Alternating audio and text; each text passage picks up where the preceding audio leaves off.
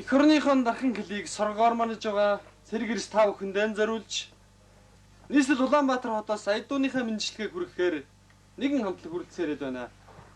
Бүхар түмний урлагийн үзлэгийн хошоо хүрэл медалт, дэлхийн залуучууд оюутны наадмын тусгай шагналт, Монголын хувьсгал залуучуудын эвлэлийн тэргүүний ажилчин залуу алтан медалт, улс төрийн дууны нис хамтлагийг тайзнаа өрж байна.